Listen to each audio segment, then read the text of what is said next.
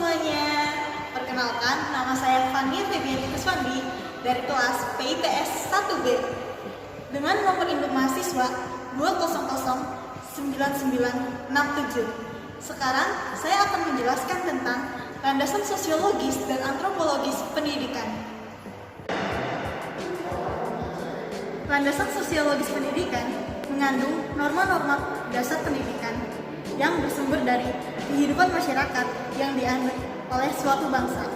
Sedangkan antropologi adalah cabang ilmu pengetahuan yang mempelajari tentang kebudayaan dan etnis tertentu. Nah, tadi udah tahu kan apa itu pengertian sosiologi dan juga antropologi. Tapi apa sih hubungannya sosiologi dan antropologi bagi pendidikan? Apa ya? Simak penjelasan berikut ini ya. Tahu nggak sih, dengan belajar sosiologi itu sangat berpengaruh loh bagi pendidikan. Nah, karena dengan kita belajar sosiologi, yang pertama, kita dapat mempererat hubungan antar individu atau kelompok masyarakat. Kita dapat mempererat komunikasi kita dapat mempererat hubungan kita antara pengajar dan juga peserta didik. Sehingga saat kita sudah menjalin komunikasi yang baik, kita sudah berteman baik dengan peserta didik, maka kita akan mengetahui tindakan-tindakan yang akan kita ambil dalam permasalahan di bidang pendidikan. Dan juga kita dapat mengetahui dan mengatasi permasalahan yang terjadi dalam kehidupan sehari-hari. Nah, jadi sekarang udah tahu kan apa pentingnya sosiologi bagi bidang pendidikan? Sekarang saya akan menjelaskan tentang apa pentingnya antropologi bagi bidang pendidikan. Seperti yang sudah saya katakan di awal, antropologi adalah cabang ilmu pengetahuan yang mempelajari tentang budaya masyarakat. Nah, apa sih aplikasinya antropologi dalam bidang pendidikan? Yang pertama adalah model pembelajaran berbasis muatan lokal.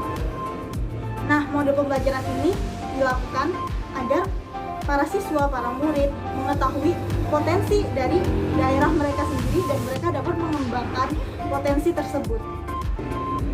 Yang kedua, metode pembelajaran karya wisata. Guru mengajak siswa ke suatu tempat tertentu untuk mempelajari sesuatu dalam rangka suatu pelajaran di sekolah.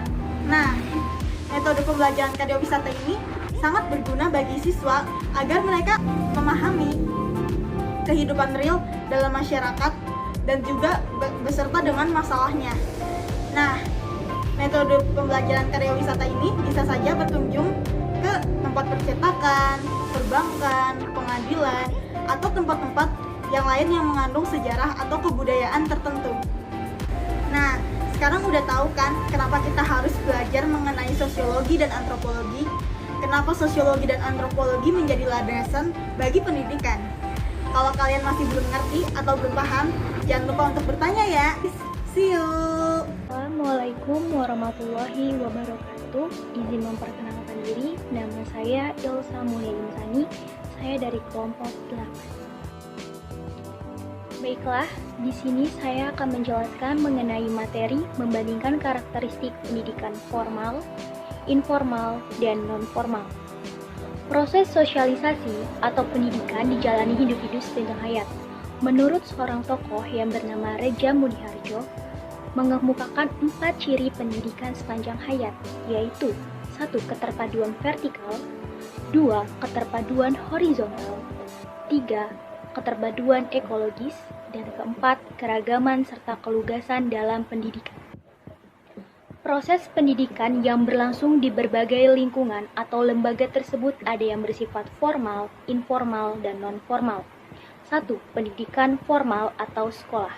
Sekolah disebut juga sebagai perantara sosial atau lembaga pendidikan formal yang memiliki tugas khusus untuk menyelenggarakan pendidikan yang dilakukan dengan cara-cara yang terencana sesuai dengan tata nilai dan norma yang telah ditentukan. Komponen sekolah memiliki struktur yang terdiri atas 1. Tujuan pendidikan, 2. Manusia, yaitu guru, peserta didik, kepala sekolah, laboran, pustakawan, tenaga administrasi, petugas kebersihan, dan lain sebagainya. 3. Ada kurikulum. 4. Media pendidikan dan teknologi pendidikan. 5. Sarana prasarana dan fasilitas. Serta 6. Pengelolaan sekolah. Menurut Robert Darben, beliau mengemukakan 4 perbedaan aturan yang dipelajari anak di keluarga dan di sekolah, yaitu pertama, ada kemandirian atau independen, kedua, ada prestasi atau achievement, ketiga, ada universalisme, dan keempat, ada spesifik. Selanjutnya yang kedua ada lingkungan pendidikan informal. Pendidikan informal adalah pendidikan yang berlangsung atau terselenggara secara wajar atau alamiah di dalam lingkungan kehidupan sehari-hari. Di dalam pendidikan informal terbagi menjadi 2 bagian. Yang pertama ada pendidikan informal di dalam keluarga. Keluarga merupakan unit sosial terkecil yang bersifat universal. Salah satu fungsi keluarga adalah untuk melaksanakan pendidikan. Dalam hal ini, orang tua atau ibu dan ayah adalah pengemban tanggung jawab pendidikan anak. Keluarga merupakan lingkungan pendidikan informal, artinya bahwa suatu keluarga dibangun bukan pertama-tama sebagai perantara pendidikan. Namun demikian, pada kenyataannya secara wajar, di dalam keluarga berlangsung pendidikan yang diselenggarakan orang tua kepada anak-anaknya. Kedua, ada pendidikan informal dalam masyarakat. Pendidikan informal dalam masyarakat antara lain dapat berlangsung melalui adat kebiasaan, pergaulan anak sebaya, upacara adat, pergaulan di lingkungan kerja, permainan, pagelaran seni, dan bahkan melalui percakapan bisa dalam kehidupan sehari-hari. Apabila kita analisis, semuanya itu tentunya mengandung muatan pengetahuan, nilai-nilai, norma-norma, sikap, keterampilan, dan sebagainya. Dalam konteks ini, pendidikan merupakan pewarisan sosial yang berfungsi untuk melestarikan nilai-nilai budaya masyarakat. Selanjutnya, yang ketiga, ada pendidikan non-formal. Pendidikan non-formal adalah jalur pendidikan di luar pendidikan formal yang dapat dilaksanakan secara terstruktur dan berjenjang. Fungsi pendidikan non-formal berfungsi mengembangkan potensi peserta didik dengan penekanan pada penguasaan pengetahuan dan keterampilan fungsional serta pengembangan sikap dan kepribadian profesional. Lingkup pendidikan non-formal meliputi pendidikan kecakapan hidup, pendidikan anak usia dini, pendidikan kepemudaan, pendidikan pemberdayaan perempuan, pendidikan keaksaraan, pendidikan keterampilan, dan pelatihan kerja. Hasil pendidikan non-formal dapat dihargai setara dengan hasil program pendidikan formal. Contoh, hasil belajar paket A dapat disetarakan dengan hasil belajar di SD atau madrasah ibtidaiyah dan sebagainya. Perkenalkan, nama saya Angelina Puspitaningrum dari kelas 1B.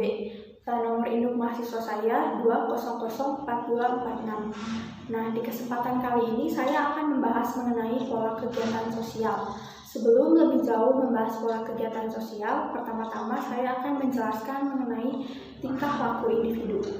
Menurut Getzel dan juga Telen, ada 2 dimensi tingkah laku pada individu. Yang pertama adalah dimensi nomotetis dan yang kedua adalah dimensi ideografis. Yang pertama, dimensi nomotetis adalah dimensi yang meliputi variabel peranata, peranan, dan juga harapan-harapan sosial, di mana dimensi ini sangat berkaitan erat dengan nilai-nilai di masyarakat, etos, dan juga mores atau variabel kebudayaan. Lalu yang kedua adalah dimensi ideografis. Dimensi ini adalah kebalikan dari dimensi nomotetis, di mana meliputi variabel individu, kepribadian, dan juga kebutuhan perorangan. Dimensi ini berkaitan erat dengan aspek biologi, seperti individu sebagai makhluk hidup, keadaan jasmani individu tersebut, dan juga kemampuannya. Selanjutnya adalah pola kegiatan sosial pendidikan. Nah, jika dianalisis menurut 2 dimensi tingkah laku tadi, maka dapat diidentifikasikan terdapat 3 pola kegiatan sosial pendidikan. Yang pertama adalah pola nomotetis, pola ideografis, dan pola transaksional. Pola nomotetis ini, sesuai yang dijelaskan sebelumnya, sangat berkaitan erat dengan nilai-nilai di masyarakat, maka dapat ditarik kesimpulan bahwa pola ini bersifat normatif. Nah, pendidikan berdasarkan pola ini mempunyai pengertian sebagai upaya mewariskan nilai-nilai sosial ke generasi muda atau ke generasi selanjutnya. Nah, maka dapat disebutkan pola ini sebagai sosialisasi kepribadian. Lalu hal ini menimbulkan sosiologisme pendidikan. Selanjutnya adalah pola ideografis. Dalam pola ini dipahami pendidikan sebagai personalisasi peranan, yaitu upaya untuk membantu seseorang mengetahui dan mengembangkan apa yang ingin dikembangkannya. Jika di pola nomotetis, pendidikan sebagai sarana untuk mewariskan nilai-nilai sosial atau sesuatu yang sudah ada sebelumnya, maka di pola ideografis ini pendidikan sebagai sarana untuk mengembangkan talenta atau membantu seseorang mencari potensi dirinya. Hal ini menimbulkan psikologisme dalam pendidikan. Lalu yang terakhir adalah pola transaksional atau pola yang merupakan gabungan dari dimensi nomotetis dan dimensi ideografis. Pola ini dipahami sebagai suatu sistem sosial yang bercirikan pertama mengenal tujuan sistem yang juga merupakan kebutuhan pribadi. Lalu individu percaya bahwa harapan sosial itu rasional jika dapat dicapai. Lalu yang ketiga, individu merasa ia masuk suatu kelompok emosional yang sama. Dari pola transaksional ini memunculkan 4 dasar pola hubungan. Yang pertama, I'm okay, you are not okay, atau bisa diartikan guru sudah siap memberi materi tetapi murid tidak siap untuk menerima, maka tidak ada transaksi ilmu yang terjadi. Lalu yang kedua, I'm not okay, you are okay, artinya guru kurang siap dalam memberi materi atau cara mengajar yang kurang tepat tetapi muridnya sudah siap menerima, maka di sini juga tidak terjadi transaksi ilmu. Lalu yang ketiga, I'm not okay, you are not okay, artinya kedua belah pihak tidak siap menerima dan juga tidak siap untuk memberi, maka tidak terjadi transaksi ilmu juga. Dan yang terakhir adalah pola yang diharapkan dari pola transaksional ini, yaitu I'm okay, you are okay. Jadi guru siap memberi dan juga murid siap menerima, maka transaksi ilmu akan terjadi. Ada isu yang hangat dibicarakan saat ini, yaitu pembelajaran di masa pandemi. Seperti yang kita ketahui, dampak dari pandemi ini mempengaruhi banyak aspek kehidupan. Salah satunya di bidang pendidikan. Semua jenis pendidikan, baik formal, informal, maupun non-formal, melakukan kegiatan dalam rumah, sehingga interaksi dengan teman ataupun dengan guru menjadi sedikit terhambat. Akibatnya, hampir semua kegiatan belajar mengajar dilakukan di depan layar yang bisa berdampak buruk pada kondisi kesehatan siswa, karena harus duduk dan menatap layar dalam waktu yang lama, sehingga potensi yang mereka miliki jadi kurang terasa. Guru juga hanya bisa menyampaikan materi kepada siswa sehingga tidak bisa melihat perkembangan siswa secara langsung. Lalu, kepribadian setiap siswa juga berbeda-beda. Ada yang suka berdiam diri di rumah, ada juga yang suka berdiam diri di luar rumah. Akibatnya, kebutuhan setiap siswa juga berbeda-beda. Jika siswa yang suka bermain, maka peran orang tua yang harus lebih aktif untuk meluangkan waktunya di rumah. Namun, jika siswa tersebut suka berdiam diri di rumah, maka orang tua mungkin bisa memfasilitasinya dengan menyediakan buku-buku pelajaran agar siswa tidak banyak menonton TV ataupun bermain HP. Sekian dari saya. Wassalamualaikum warahmatullahi wabarakatuh.